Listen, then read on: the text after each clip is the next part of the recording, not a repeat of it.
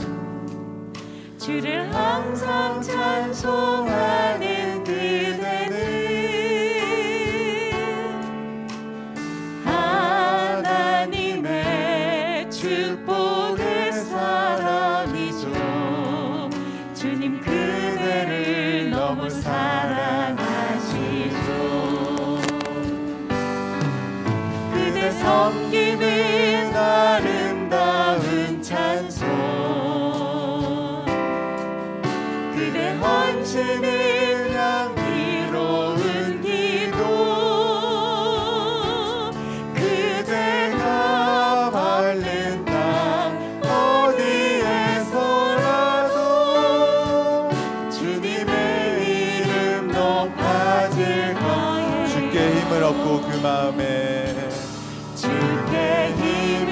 없고 그 마음에 시온의 대로가 있는 그대는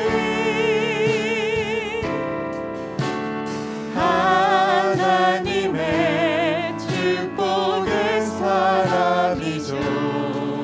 주님 그대를 너무 기뻐하시죠. 주의 집에 거할 그를 사모하고 주를 항상 찬송하는 그대는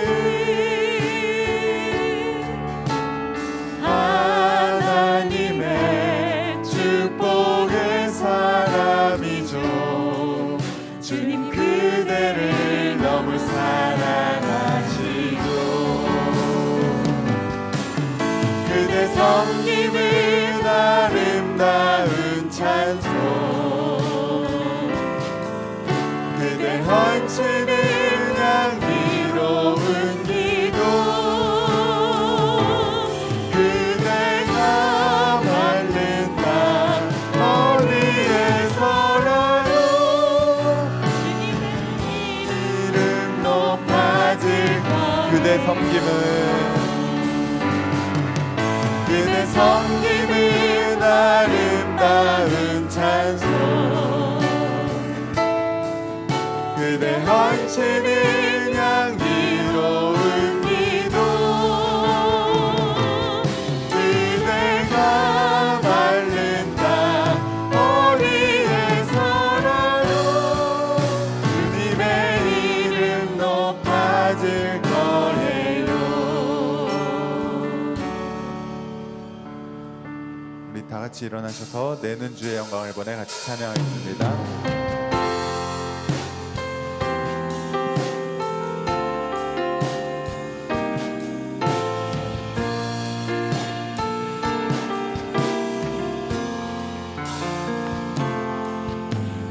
내는 주의 영광을 보내 우리 가운데 계신 주님, 그 빛난 영광 온 하늘 덮고 그 찬송 온 땅 가득해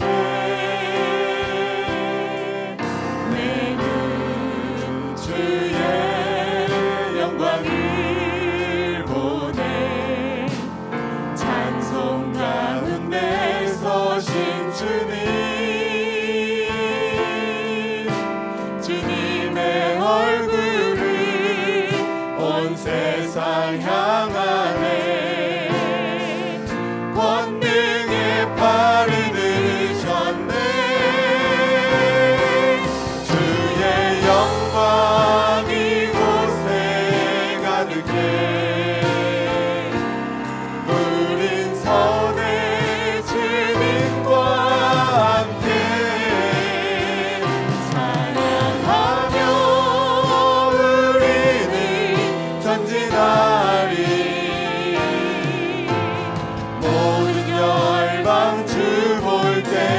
모든 열방 주 볼 때까지, 모든 열방 주 볼 때까지, 모든 열방 주 볼 때까지, 모든 열방 주 볼 때까지.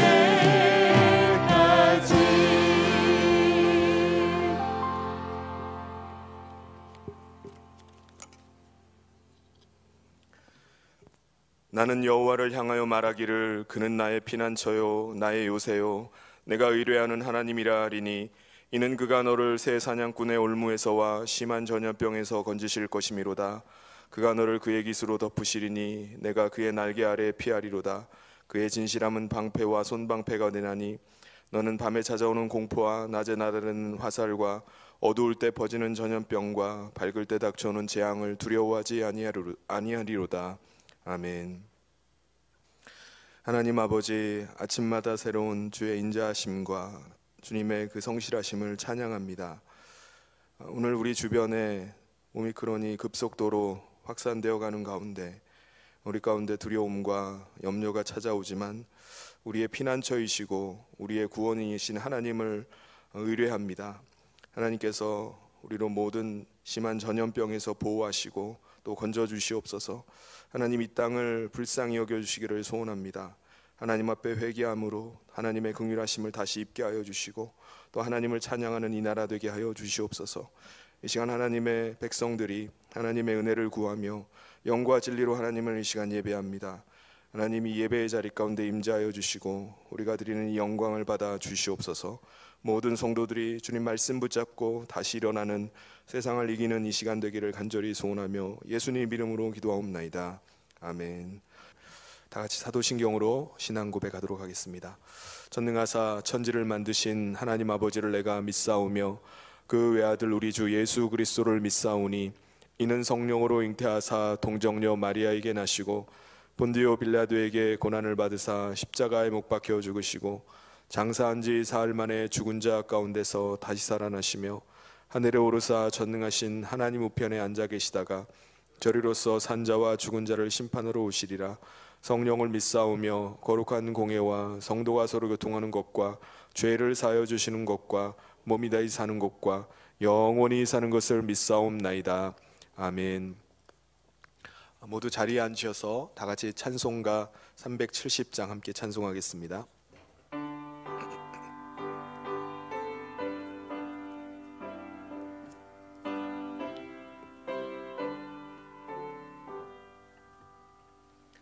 주 안에 있는 나에게 딴 근심이 있으랴. 십자가 밑에 나가 내 짐을 풀었네. 주님을 찬송하면서 할렐루야 할렐루야. 내 앞길 멀고 험해도 나 주님만 따라가리. 그 두려움이 변하여 내 기도 되었고 전날의 한숨 변하여 내 노래 되었네. 주님을 찬송하면서 할렐루야 할렐루야. 내 앞길 멀고 험해도 나 주님만 따라가리. 내 주는 자비하셔서 늘 함께 계시고 내 궁핍함을 아시고 늘 채워주시네. 주님을 찬송하면서 할렐루야 할렐루야. 내 앞길 멀고 험해도 나 주님만 따라가리. 내 주와 맺은 언약은 영불변하시니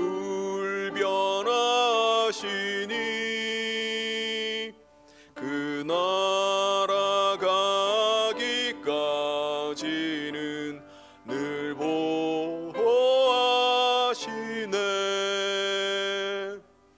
주님을 찬송하면서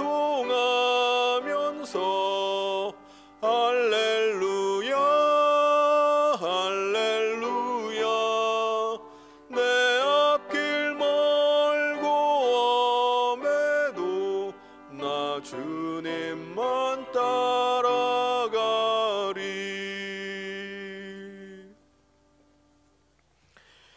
이 시간 우리를 대표해서 이규명 집사님 나오셔서 기도 인도해 주시겠습니다.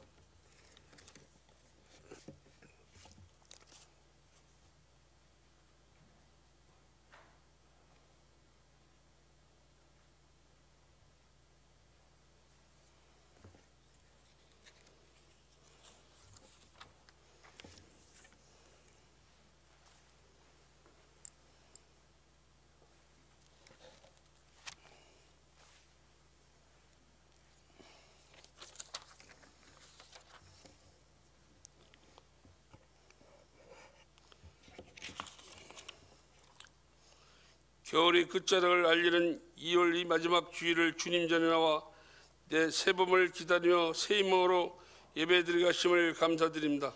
이 시간 하나님 교회와 가정에서 예배드리는 사랑하는 주님이 백성들과 함께 하옵시고 같은 은혜로 채워 주옵소서. 지난 한 주간도 주님이 지켜주시는 삶의 현장에서 한 주간을 보냈지만 코로나와 오미크론이라는 질병의 걱정과 근심 속에서 하늘의 것을 구하기보다 땅의 것에 얽매여 살았음을 고백합니다.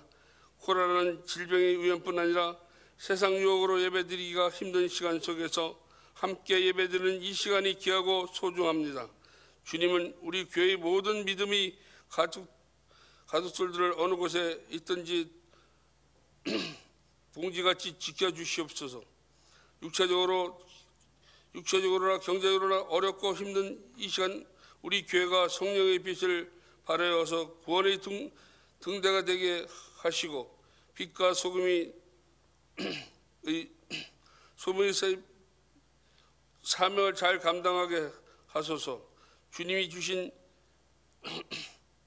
은사와 능력이 경제가 아니라 협정하여 선을 이루는 교회가 되게 하옵소서. 맡은 자의 구할 것을 충성이라 하시사오니 충성스러운 종들이 다 되어 주님께서 원하시는 뜻을 저희 교회에서도 이루어지게 하옵소서. 이 시간 목사님을 통하여 주님이 음성을 듣게 하심을 감사드립니다. 목사님과 함께 하여 주사 이 시대의 제 능력의 목자가 되게 하시옵고 이곳에나 가정에서나 예배드리는 모든 성도님들을 귀한 은혜 주시옵고 겨울과 봄이 바뀌는 이 계절 소망과 희망으로 하나가 되어서 더욱더 주님을 사랑해 하소서. 예배를 수용되는 모든 분들에게 함께 하시고 호산나 찬양대와 미랄 찬양대와 함께하여 주옵소서. 이 한 주도 우리 교회 모든 믿음의 가족들 어느 곳에 있든지 눈동자같이 지켜주시고 보호해 주셔서 모두 함께 모여 예배드리는 귀한 시간들이 오기를 소망하며 예수님의 이름으로 기도합니다. 아멘.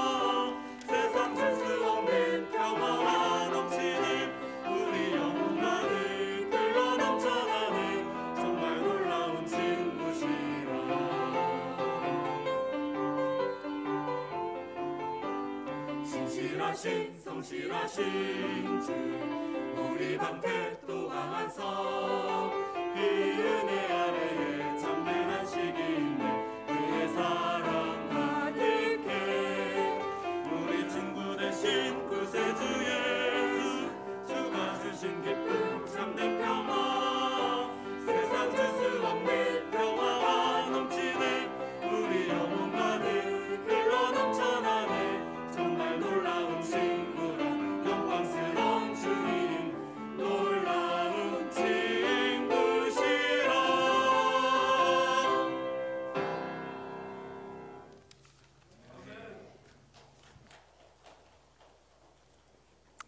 아멘. 교회 소식 전해드리겠습니다. 주일 예배 안내입니다. 코로나 방역 지침에 따라서 우리 모든 예배를 현장 예배와 온라인 예배로 함께 드립니다. 학습, 입교, 유아, 어린이 세례 교육이 3월 20일까지 있습니다. 이번에 받기를 원하시는 분들은 우리 교육자 사무실에 신청해 주시고 교육을 받고 3월 26일에 있을 문답에 참여하고 또 27일 날 받으시면 되겠습니다. 우리 성현 장학생 신청을 받습니다. 우리 본교에 출석하는 학생으로 우리 신앙생활을 잘하고 출석과 봉사를 잘하고 그리고 또 학교 생활에 모범인 우리 학생을 선발을 합니다. 3월 27일까지 신청서를 우리 교육자 사무실에 내주시고요. 자세한 사항은 우리 교육부서 우리 교육자이나 또 부장 집사님께 문의해 주시기 바랍니다. 이번 주에도 한마음 성경 통독이 계속됩니다. 마태복음과 그리고 누가복음까지 말씀 읽는 가운데 하나님의 큰 위로와 또 은혜를 얻는 귀한 시간 되길 바랍니다. 그리고 모임 광고는 여기 주보에는 나오지 않았는데 우리 3월 6일 날 우리 재직회를 갖고요. 그리고 오후 3시에는 줌으로 온라인 당회를 갖도록 하겠습니다. 그리고 오늘 2부 예배 후에는 임시 공동회로 모이기로 했는데 임시 공동회는 취소하도록 하겠습니다. 이번 공동회 때 그 은퇴자 연령 때문에 같이 한번 또 의논하기로 했는데 우리 당회에서 또 다시 의논하기를 우리 정관에 나와 있는 대로 그대로 하는 것으로 그렇게 다시 결의를 했습니다. 그래서 그것에 관해서 우리가 또 공동회를 열 필요는 없을 것 같아서 취소된 것을 여러분 알려드립니다. 그래서 은퇴하는 것은 우리 다음 내년도에 우리 설립 기념주일에 그때 순서를 가져서 우리 은퇴하는 순서를 갖도록 하겠습니다. 교회 소식은 이상이고요. 하나님께서 오늘 우리에게 주신 말씀 함께 보도록 하겠습니다. 오늘 주신 말씀은 요한계시록 13장 1절부터 10절까지 말씀입니다. 내가 보니 바다에서 한 짐승이 나오는데 뿔이 10이요 머리가 7이라 그 뿔에는 10 왕관이 있고 그 머리들에는 신성모독하는 이름들이 있더라. 내가 본 짐승은 표범과 비슷하고 그 발은 곰의 발 같고 그 입은 사자의 입 같은데 용이 자기의 능력과 보좌와 큰 권세를 그에게 주었더라. 그의 머리 하나가 상하여 죽게 된 것 같더니 그 죽게 되었던 상처가 나음에 온 땅이 놀랍게 여겨 짐승을 따르고 용이 짐승에게 권세를 주므로 용에게 경배하며 짐승에게 경배하여 이르되 누가 이 짐승과 같으냐 누가 능히 이와 더불어 싸우리오 하더라. 또 짐승이 과장되고 신성모독을 말하는 입을 받고 또 42달 동안 일할 권세를 받으니라. 짐승이 입을 벌려 하나님을 향하여 비방하되 그의 이름과 그의 장막 곧 하늘에 사는 자들을 비방하더라. 또 권세를 받아 성도들과 싸워 이기게 되고 각 족속과 백성과 방언과 나라를 다스리는 권세를 받으니 죽임을 당한 어린 양의 생명책에 창세 이후로 이름이 기록되지 못하고 이 땅에 사는 자들은 다 짐승에게 경배하리라. 누구든지 귀가 있거든 들을지어다. 사로잡힐 자는 사로잡혀갈 것이요 칼에 죽을 자는 마땅히 칼에 죽을 것이니 성도들의 인내와 믿음이 여기 있느니라. 아멘. 우리가 지난주에 요한계시록 12장 말씀을 통해서 마지막 때에 있을 우리 성도들이 치러야 되는 영적 전쟁에 대해서 함께 나누었습니다. 12장 마지막 절에 보면은 용은 교회를 상징하는 여자를 해치기 위해서 공격을 했지만은 해치는데 실패를 합니다. 교회를 무너뜨리려고 하는데 교회를 무너뜨리는데 실패를 했어요. 그래서 17절 말씀을 다시 한번 보면요, 용이 여자에게 분노하여 돌아가서 그 여자의 남은 자손 곧 하나님의 계명을 지키며 예수의 증거를 가진 자들과 더불어 싸우려고 바다 모래 위에 서 있더라. 교회를 상하게 하려고 공격을 했는데 용이 그것을 실패하자 분노를 하면서 그 다음에 어떻게 하죠? 자기가 직접 여자를 공격하는 것이 아니라 전략을 바꿉니다. 자기의 부하들을 불러가지고 그들을 보내서 교회 안에 있는 성도들을 공격하는 것으로 전략을 바꿉니다. 그래서 하나님의 계명을 지키면서 믿음을 지켜가고 있는 성도들, 예수의 증거를 가지고 끊임없이 복음을 전하는 성도들을 향한 공격으로 전략을 바꿉니다. 그래서 바다 위에서 짐승을 이제 불러낸다고 말씀합니다. 오늘 읽은 13장 말씀에는 큰 용, 옛뱀인 사탄이 불러내는 두 짐승이 나옵니다. 하나는 바다에서 올라오는 짐승이 있고요, 또 다른 하나는 땅 위에서 나오는 짐승, 두 짐승이 나옵니다. 근데 오늘 말씀에는 이제 바다에서 올라온 짐승을 함께 살펴보고자 합니다. 이 짐승이 어떻게 성도를 핍박하고 또 성도는 그 짐승의 핍박을 어떻게 버티고 또 어떻게 이길 수 있는지에 관한 말씀입니다. 오늘 말씀을 통해서 교회와 성도를 무너뜨리려고 하는 이 사단의 공격을 이겨내고 승리를 거두는 저와 모든 성도님 되시기를 주님의 이름으로 축원합니다. 바다에서 올라온 짐승은 어떤 짐승일까요? 1절과 2절에 말씀합니다. 내가 보니 바다에서 한 짐승이 나오는데 뿔이 10이요 머리가 7이라. 그 뿔에는 10 왕관이 있고 그 머리들에는 신성모독하는 이름들이 있더라. 내가 본 짐승은 표범과 비슷하고 그 발은 곰의 발 같고 그 입은 사자의 입 같은데 용이 자기의 능력과 보좌와 큰 권세를 그에게 주었더라. 일단 머리의 개수나 또 모양부터가 아주 독특하죠. 머리가 7개입니다. 그리고 7머리에 각각 10뿔이 있어요. 뿔만 모두 70개나 있는 아주 좀 무시무시한 형상을 하고 있습니다. 그 머리들 하나하나에는 하나님을 모독하는 이름이 적혀 있다고 말합니다. 그 짐승의 몸을 보면요, 몸은 표범의 몸 같고 발은 곰의 발 같고 입은 사자의 입과 같습니다. 이 짐승은요, 구약 성경에 보면 다니엘이 환상 가운데 보았던 짐승과 똑같아요. 다니엘이 4마리의 짐승을 보았는데 이 짐승을 보고 나서 천사에게 물어봅니다. 이 모든 일의 진상이 도대체 뭡니까? 라고 물어보니까 천사가 뭐라고 대답하죠? 세상에서 일어날 내 왕을 말하는 것이다 라고 말합니다. 그러니까 이 짐승이 상징하는 것들은 이후에 일어날 거대한 제국을 말하는 거라는 거예요. 어떤 제국들이 일어났죠? 바벨론, 그 다음에 페르시아, 헬라, 로마를 가리키는 그 짐승이 가리키는 것들이었습니다. 그런데 요한계시록에 나오는 이 사도 요한이 본 이 짐승은 이 4마리의 짐승을 다 합쳐놓은 한 마리의 짐승입니다. 그러니까 이 짐승은 인간이 만들어낼 수 있는 가장 강력한 힘을 가진 제국을 상징하는 거예요. 당시에 그 제국을 상징하는 그러한 짐승은 뭐가 있을까요? 어떤 제국이 있죠? 과거에 있었던 제국과는 비교할 수도 없는 가장 강력한 제국이 있었어요. 그 제국이 바로 로마 제국이었습니다. 로마는 거대한 자신의 그 제국을 다스리기 위해서 어마어마한 도로를 놓고요, 그리고 인간의 지혜를 다 모으겠다고 해가지고 아주 큰 도서관, 대형 도서관들을 만들어가지고 수많은 장서들을 모아들였습니다. 그리고 큰 규모의 공연장이나 경기장을 만들어서 사람들과 함께 뭔가를 도모하려고 했습니다. 그리고 제국에 속한 나라들에게 헬라어를 공용어로 쓰게 하고요, 그리고 우편 제도를 만들어서 엄청난 속도로 지식을 이제 전파하도록 했습니다. 당시에 이 로마 제국은요, 세상 힘의 결정체였어요. 가장 강력한 나라였습니다. 이 로마가 가지고 있는 이 로마 제국의 힘과 권세는 어디에서 나온 걸까요? 바로 큰 용, 사탄이 그 짐승에게 자신의 능력과 권세와 보좌를 주었기 때문입니다.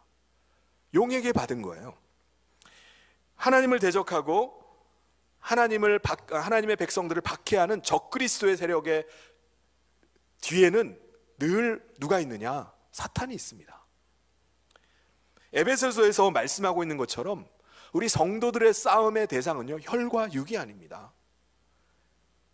우리는 무엇을 상대해서 싸우는 거죠? 그 뒤에 있는 통치자와 권세와 어둠의 세상 주관자들과 하늘에 있는 악의 형들을 상대하고 있는 겁니다. 그러면 이 바다에서 올라온 짐승의 특징은 뭐죠? 짐승은 마치 자기가 그리스도인 것처럼 흉내내서 사람들을 속인다는 거예요. 그리스도를 모방하는 겁니다. 자기가 메시아처럼 행세를 하는 거예요. 짐승은요, 요한계시록 19장에 보면은 그리스도께서는 많은 관을 쓰고 계시다고 말씀하고 있는데, 짐승을 보니까 짐승도 관을 쓰고 있어요. 10개의 왕관을 쓰고 있습니다. 그리스도께서는요, 십자가에 못 박혀서 죽으셨다가 다시 살아나셨는데, 이 짐승도 그러는 거예요. 짐승도 자기도 죽었다가 다시 살아났다고 말해요. 3절에 뭐라고 말씀하죠? 그의 머리 하나가 상하여 죽게 된 것 같더니 그 죽게 되었던 상처가 나음에 온 땅이 놀랍게 여겨 짐승을 따르고. 예수 그리스도가 부활했다고 하니까, 예수 그리스도처럼 이 짐승도 부활했다고 하니까 사람들이 진짜 메시아인 줄 알고 그 짐승을 따르는 겁니다. 그리스도께서 하나님께 권세를 받았듯이 이 짐승도 사탄에게 권세와 능력과 보좌를 받습니다. 그리고 그리스도께서 온 세상의 경배를 받듯이 이 짐승도 땅의 경배를 받아요. 자기에게 속한 사람들의 경배를 받습니다. 4절에 보면요, 용이 짐승에게 권세를 주므로 용에게 경배하며 짐승에게 경배하여 이르되 누가 이 짐승과 같으냐, 누가 능히 이와 더불어 싸우리요 하더라. 짐승은 아주 강력한 힘과 권세를 과시하면서 이 땅에는 자기와 맞설 권세가 없다라고 말합니다. 그러면서 사람들의 마음을 현혹하는 거예요. 나보다 강한 자는 없다. 여러분, 당시 짐승을 상징했던 로마 황제는 뭐라고 했죠? 자기가 스스로 신이라고 말했습니다. 내가 신이니까 나를 섬겨야 된다, 나를 숭배하라고 합니다. 세상 사람들은요, 이 로마 황제를 신으로 숭배하면서 뭐라고 말하는 거죠? 누가 이 짐승과 같으냐, 누가 능히 이와 더불어 싸우리요 라고 말하면서 어느 누구도 로마 황제를 대적할 수 없다라고 이렇게 말을 합니다. 그런데 황제를 신으로 인정하지 않고 그를 신으로 숭배하지 않는 사람들이 있었어요. 그들이 누구죠? 교회와 성도들이었습니다. 그들은 황제 숭배하는 것을 거부했습니다.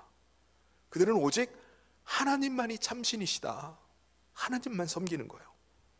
그러자 로마 황제는요, 자신의 힘과 권세를 가지고 하나님의 백성들을 핍박하기 시작합니다.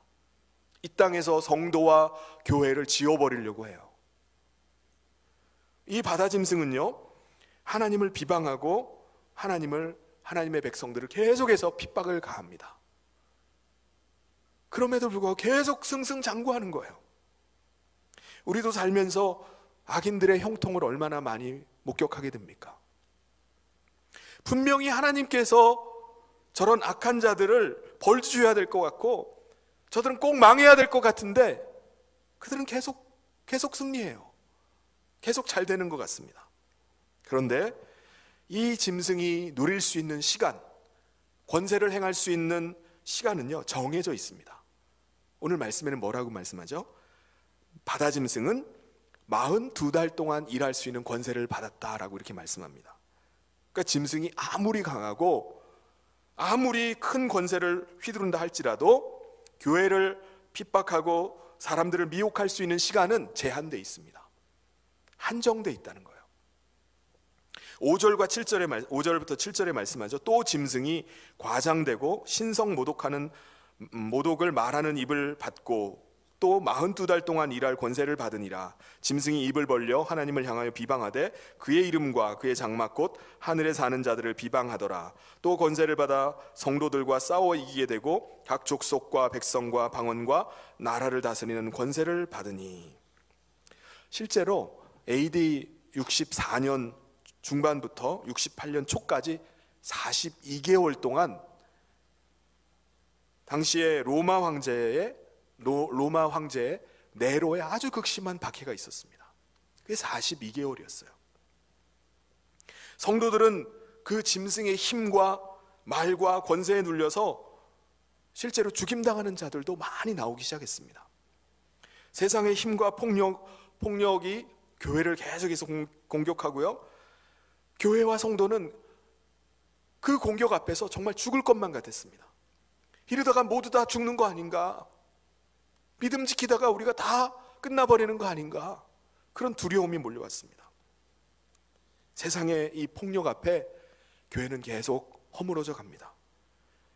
제국은 큰 소리로 하나님을 모욕하고요, 하나님의 교회를 하나하나씩 파괴해 가기 시작합니다. 순교한 이들의 시체를 길거리에 개들에게 던져주면서 죽은 믿음을 지키다가 죽은 형제와 자매들을 모욕을 가합니다. 이 모든 과정에서 많은 성도들이 로마 제국의 힘에 눌려서 배교를 해가기 시작하는 거예요.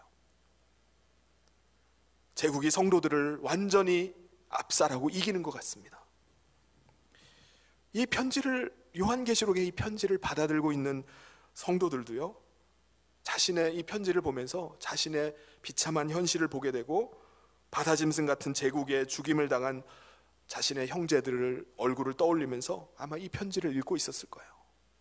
그게 이 편지를 읽고 있는 당시 성도들의 처지였습니다.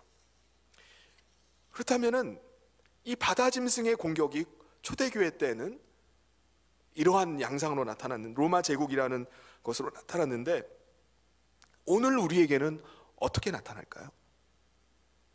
오늘 우리도 마지막 때를 살아가고 있잖아요. 주님 오시기 전까지 이 바다짐승의 공격이 계속될 것입니다. 오늘날도 바다짐승은요, 세상의 힘을 가지고 폭력으로 성도들의 신앙을 공격합니다. 지금도 세계 곳곳에는요, 기독교인에 대한 박해가 끊이질 않아요. 계속해서 순교자들이 나오고 있습니다. 세계 기독교 백과라는 그 책의 편집자인 데이비드 바레트라는 분의 그 조사한 바에 의하면은 예수님의 초림 때부터 2000년의 시간이 지나는 동안에 기독교라는 이유로 순교당한 사람들의 숫자가 7천만 명이 넘는다고 합니다. 우리나라는 어느 정도일까요? 현대에 와서는 기독교 신앙에 대해서 국가적인 폭력을 가하거나 폭력을 가하는 일들은 없지만 복음이 들어온 이래 130여 년이라는 시간이 지나는 동안에 남북한을 통틀어서 기독교인이라는 이름으로 순교당한 사람의 숫자가 적어도 20만 명이 넘는다라고 이렇게 주장하는 학자도 있어요. 세상이 폭력으로 성도를 죽이고 또 공격하는 일들이 기독교 역사 속에 계속 있어 왔습니다. 지금도 우리가 알지 못하는 곳에서 여전히 이러한 일들이 벌어지고 있어요. 근데 여러분, 우리가 짐승의 공격으로 생명을 빼앗기는 일도 심각한 일이지만 더 강력하고 심각한 일이 있습니다. 오늘날 이 짐승의 공격 중에 하나가 바로 우리가 마땅히 경배할 대상을 바꿔버리는 거예요. 하나님이 앉아야 될 자리에 짐승이 대신 앉아가지고 거기서 경배를 받고 있는 겁니다. 여러분, 바다짐승의 특징이 뭐라고 했죠? 예수님을 모방하는 거라고 했습니다. 그리스도를 모방하는 거예요. 짐승이 어린 양을 모방해가지고 사람들이 자기에게 경배하게 하는 거예요. 나는 분명히 하나님을 예배한다고 했는데 알고 보니까 짐승을 예배하고 있는 겁니다. 어린 양의 길을 간다고 하는데 알고 보니까 큰 용의 길을 내가 따라가고 있는 거예요. 그게 오늘날 벌어지고 있는 일들입니다. 강력한 힘으로 이 땅의 교회를 짓밟는 바다짐승은요, 자신의 힘을 과시하면서 이 주는 힘의 매력을 경험하라고 합니다. 내가 주는 힘을 받으면 생명을 얻는다고 말해요. 이게 무슨 말이죠? 권력과 돈과 건강만 있으면 안전하니까 짐승이 나를 섬기면 그것을 주겠다는 거예요. 너희가 믿는 예수는 힘이 없는 존재다. 그는 매를 맞다가 결국 십자가에 달려 죽은 존재가 아니냐. 그는 인간을 구원할 힘이 없다. 힘은 바다 짐승에게 있다고 말합니다. 그 짐승의 힘 앞에 너희는 엎드려 경배하라 라고 말합니다. 6절 말씀에 보면요, 그 짐승이 그의 이름과 그의 장막 곧 하늘에 사는 자들을 비방한다고 했어요. 여러분, 과거의 고난과 핍박 중에도 아픔을 견뎌가면서 하나님의 뜻과 성령의 인도하심을 따라서 사랑하고 희생하면서 살았던 사람들이 있습니다. 그런데 짐승은 그들의 삶과 죽음을 조롱하는 거예요. 올곧게 믿음을 지켜갔던 이들을 아주 고지식한 사람으로 비난을 합니다. 십자가 지고 가는 거 어리석은 거다. 예수 때문에 너희가 고난당하지 말고 이 땅에서 주는, 짐승이 주는 영광과 복을 누리면서 살라고 그렇게 미혹을 합니다. 이 짐승이 비난하고 조롱하는 대표적인 사람들이 누구죠? 복음을 위해서 자기 자신의 생명을 드린 사람들이에요. 이건 제일 어리석은 거라는 거예요. 양화진에는 한국에 들어와서 복음을 전하다가 순교한 외국인 선교사들과 그의 가족들이 안치된 묘역이 있습니다. 수많은 무덤들이 있는데 그 무덤 앞에 세워진 묘비에는 이 땅에 와서 죽은 선교사들의 양력들이 이렇게 적혀져 있어요. 그들 중에는 오자마자 풍토병에 걸려가지고 짧은 사역을 마치고 순교한 이들도 있습니다. 양화진에서 가장 가슴 아픈 곳은 한켠에 있는 작은 묘비들이 있는 장소예요. 곳에는 태어난 지 얼마 되지 않아서 죽은 선교사의 자녀들이 묻혀 있는 곳입니다. 바다짐승이 이 묘비 앞에서 뭐라고 비방할까요? 남의 나라의 땅에 와서 복음 전한다고 자기와 자기 가족들의 안녕을 포기한 인생, 그래 죽어가는 자녀를 보고 있을 수밖에 없는 그런 가련한 인생이라고 아마 비난할 겁니다. 너희는 지금 사서 고생하는 거야. 너희 자녀는 아무짝에도 쓸모없는 일에 희생당한 거야. 너희는 젊은 인생을 다 허비해버린 거야. 비아냥거릴 거예요. 이것이 순교자를 비난하는 짐승의 목소리입니다. 그런데 여러분, 우리도 혹시 순교자들의 그 죽음을 비난하고 또 무시하고 있는 건 아닌지 생각해 봐야 됩니다. 우리가 물론 대놓고 우리 믿는 자들이 순교자들을 비난할 사람이 어디 있겠습니까? 대부분의 성도들은요, 순교자의 이야기에 감동을 받게 되고 그리고 그들의 수고에 헌신에 감사한 마음을 갖습니다. 그런데 오늘 우리가 과거 복음을 위해서 피를 흘린 순교자들을 존경한다고 말하면서도 동시에 그들을 비방하고 무시하는 것은 뭐가 있을까요? 그것은 바로 우리가 순교자들이 걸었던 길을 가지 않는 것입니다. 순종과 헌신과 사랑의 길을 가지 않는 거예요. 우리는 어디로 가죠? 그 길은 거부하고 내 이익과 내 가족의 안녕을 위한 일에는 빠르고 내 것을 챙기는 일에는 앞장서지만 자기를 희생해서 남을 살리는 길에는 서지 않는 것, 그걸 세상에 지혜롭게 사는 것이라고 말하는 것, 그게 만약에 우리 삶의 방식이라면 우리는 짐승의 비방에 동조하고 있는 것입니다. 말로는 우리가 그 길을 칭송하고 그분들을 존경한다고 말하지만은 우리는 짐승의 길을 따라가고 있는 것입니다. 맞아. 순교자들의 사랑, 순교자들의 죽음 아무 의미 없는 거야. 그들의 삶을 짓밟고 있는 것입니다. 그럼 지금 내가 십자가의 길을 가고 있는지, 아니면 나는 짐승이 비방하고 있는, 짐승이 가르치는 그 길을 가고 있는지 우리 스스로 물어봐야 됩니다. 짐승은요, 오늘날도 강력하게 역사합니다.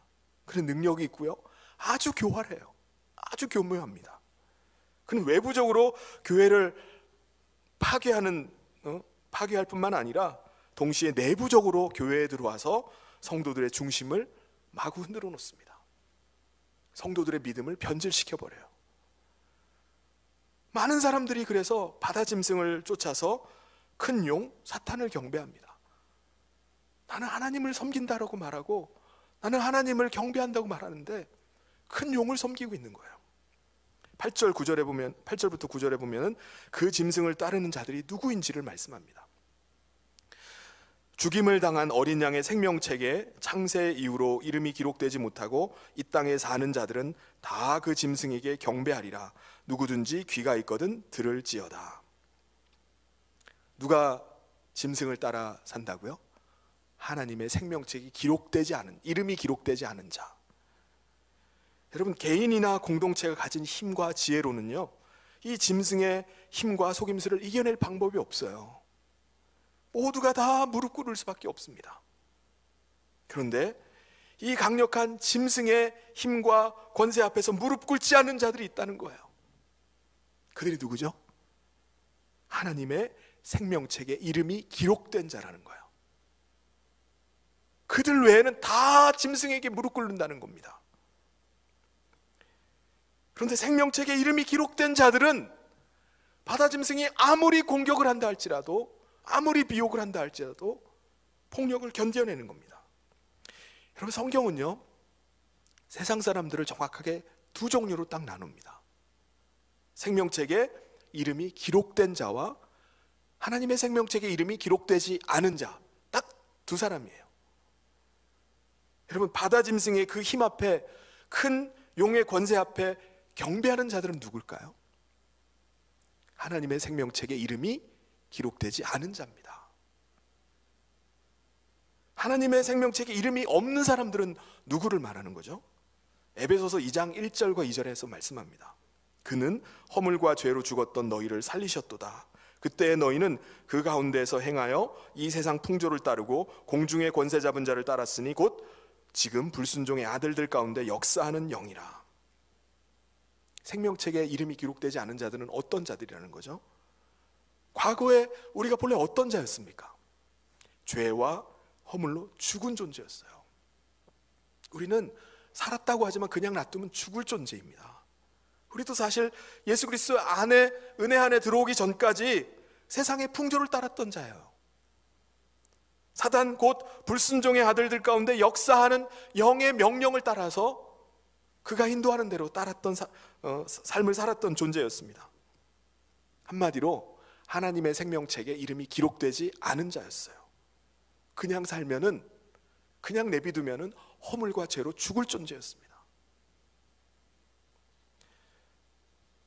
여러분, 하나님의 생명책에 이름이 기록되지 않은 자들은 어떻게 이 세상을 살까요? 그들은 세상의 힘을 두려워합니다.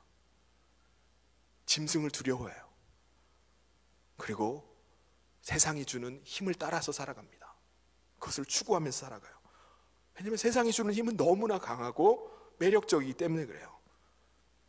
여러분, 누가 돈의 유혹을 이길 수 있겠습니까? 여러분, 누가 권력의 든든함을 누가 포기할 수 있겠습니까? 어느 누구도 바다 짐승이 주는 세상의 힘과 돈의 힘, 권력의 힘, 거기서 자유로울 사람이 없어요. 하나님의 생명책에 이름이 기록되지 않은 자는 다 그것을 쫓아 살아가요. 그것을 추구하면서 살아갑니다. 그런데 초대교회 성도들은요, 바다 짐승에게 경배하기를 거부하는 거예요. 그로 인해서 그들에게 일어나는 현실은요, 너무나 비참한 일들이었습니다. 수많은 형제자매들이 그 일로 인해서 잡혀서 끌려가요. 고문당하다가 죽었다라는 얘기를 들어요. 실제로 자신들의 눈앞에서 죽는 것을 보게 됩니다. 예수를 믿는다는 그 이유 하나만으로 너무나 끔찍한 일들을 나도 당할 수밖에 없다라는 그 공포가 계속해서 밀려옵니다. 이런 위태한 상황 가운데서 그들은 계속해서 예배하겠다고 모여들어요. 100번은 더 배교하고도 남을 상황인데도 그들은 배교하지 않고 믿음을 지켜냅니다. 속히 오시겠다고 약속하신 주님은 오실 기미가 안 보여요.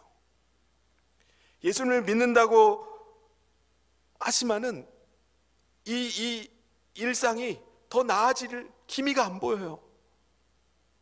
앞으로 더 나아질 것 같지도 않아요. 그럼에도 불구하고 그들의 마음 가운데는 여전히 예수님을 사랑하는 마음이 사라지질 않는 거예요. 이들에게 예수님을 예배하고 싶은 열망이 꺼지지 않는 이유가 뭘까요? 자기의 생명보다 주님을 더 사랑하는 이유가 뭘까요? 그들이 목숨 걸고 숨 죽여서 주님을 찬양하고 있는 이유는 뭘까요? 그것은 그들의 이름이 하나님의 생명책에 기록되어 있음을 그들이 믿기 때문이었습니다. 내 이름은 하나님의 생명책에 기록되어 있다.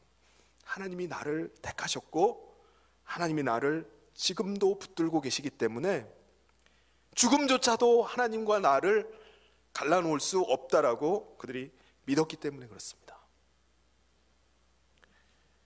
이런 상황 가운데 있던 성도들에게 사도 요한이 한 수를 더 떠요. 뭐라고 하죠? 당시 황제 숭배를 거부하면서 온갖 박해를 겪고 있던, 심지어는 순교를 당하고 있던 성도들에게 이렇게 권면합니다. 그 권면이 10절 말씀이에요. 사로잡힐 자는 사로잡혀갈 것이요 칼에 죽을 자는 마땅히 칼에 죽을 것이니 성도들의 인내와 믿음이 여기 있느니라. 10절 말씀이 좀 난해한 말씀이에요. 이것을 세번역 성경을 보면은 의미가 조금 더 다가옵니다.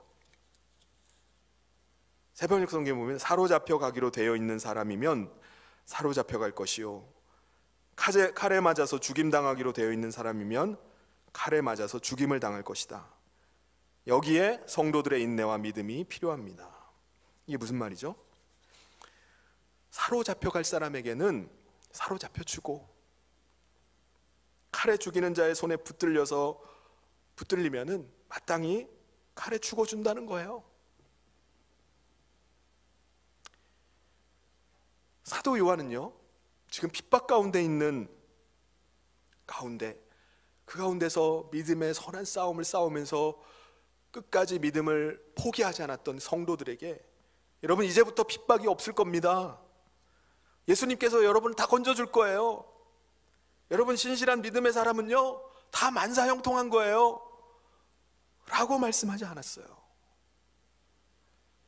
여러분 우리 가운데 있는 이 핍박이요 얼마간 계속될 것입니다. 우리는 이때를 감당해야 됩니다 라고 말하는 거예요.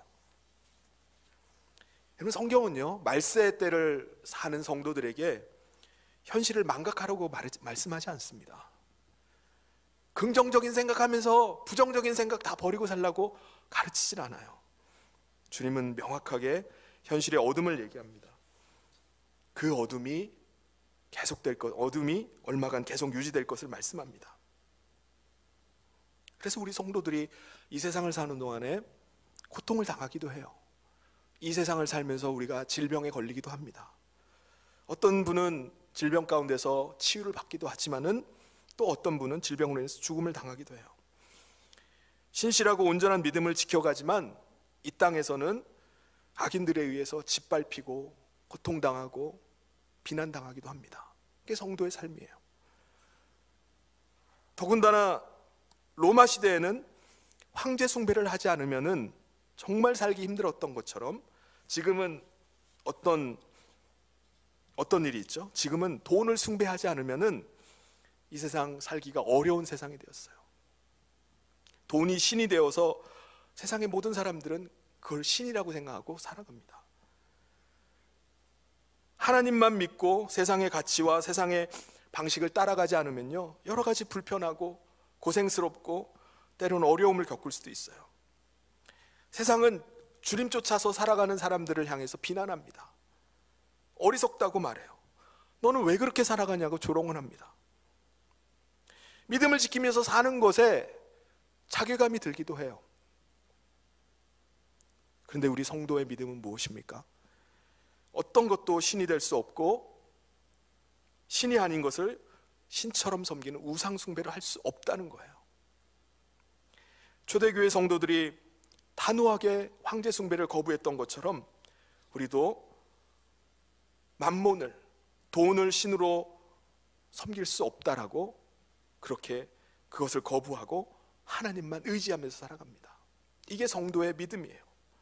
사도 요한은 초대교회 성도들뿐만 아니라 오늘 우리에게도 사로잡혀 가는 자에게 사로잡혀 주고 칼에 죽이는 자의 손에 붙들리면은 마땅히 칼에 죽어주라고 권면하면서, 그럼에도 불구하고 여러분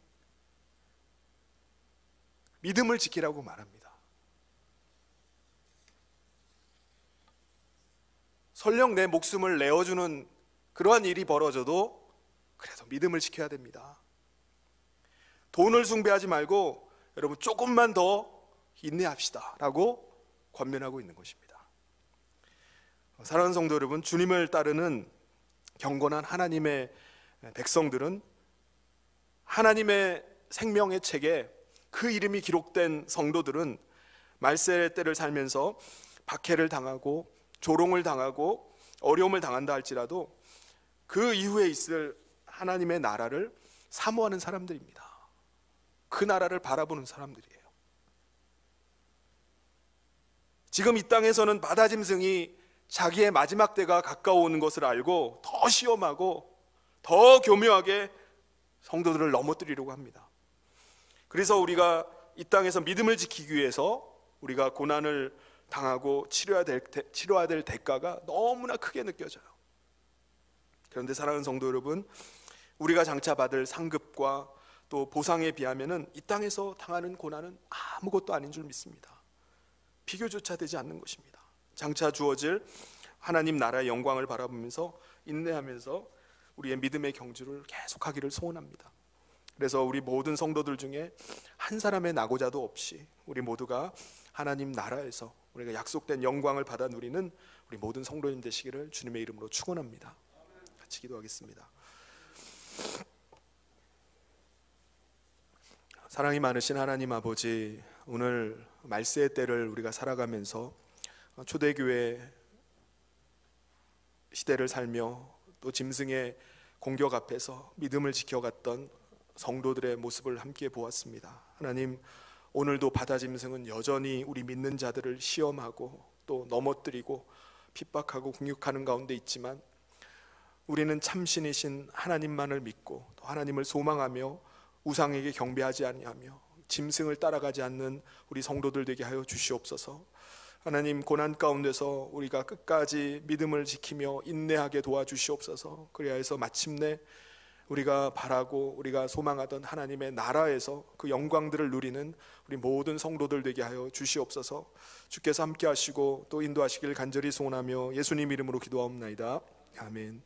우리 다 같이 자리에서 일어나셔서 우리 마지막 찬양하며 봉헌하도록 하겠습니다.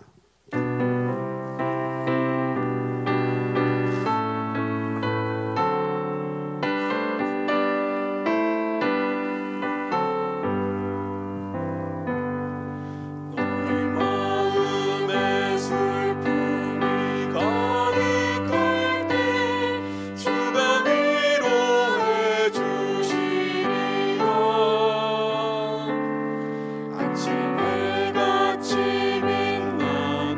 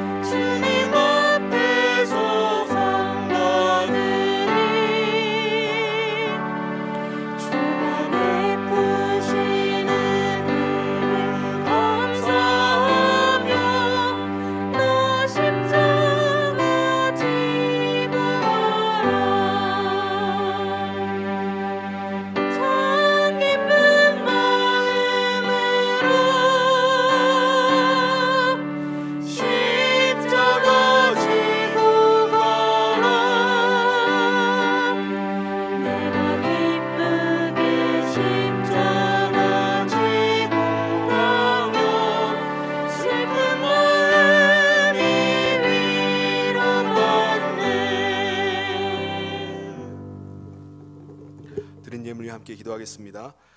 하나님, 오늘도 주님 앞에 불러주시고 하나님의 거룩한 백성으로 서가게 하심을 감사합니다. 이 시간 하나님을 찬양하고 하나님을 예배하며 귀한 예물을 준비하여 하나님 앞에 올려드립니다. 하나님이 예물을 기뻐 받으시고 흠양하여 주시옵소서. 하나님, 10의 1을 구별하여 드리는 가정, 또 감사 예물을 드리는 가정, 또 주님의 전을 위해서 드리는 모든 구별된 예물 가운데 축복하여 주시옵소서. 이 땅에 사는 동안에 하나님의 인자하심과 긍휼하심을 날마다 구하는 우리 성도들 될 수 있도록 하나님께서 하나님, 오늘 마지막 때를 살아가는 우리 성도들의 삶 가운데 주님이 친히 함께하여 주시옵소서. 그래서 오늘도 살아계시고 또 오늘도 사랑하는 주의 백성들을 붙잡고 계시는 그 하나님의 선한 손길들을 날마다 경험할 수 있도록 주께서 함께하여 주시옵소서. 여러 가지 위기와 또 어려운 만남 가운데 오늘 주신 말씀과 같이 하나님 믿음을 지키게 하여 주시고 또 예배를 사모하게 하여 주시고 또 하나님 인내하며 나갈 수 있도록 우리 성도들 가운데 힘을 더하여 주시옵소서. 주의 성령께서 날마다 함께 하시고 그 삶의 현장을 붙잡아 주시기를 간절히 소원하며 예수님 이름으로 기도하옵나이다. 아멘. 지금은 우리 주 예수 그리스도의 은혜와 하나님 아버지의 사랑하심과 성령님의 감동, 교통, 위로, 축복하심이 오늘도 주님 약속의 말씀 붙잡고 주님이 가신 그 길을 믿음으로 따라가기를 소원하는 사랑하는 모든 성도들 위해 지금부터 영원토록 함께 있을지어다. 아멘.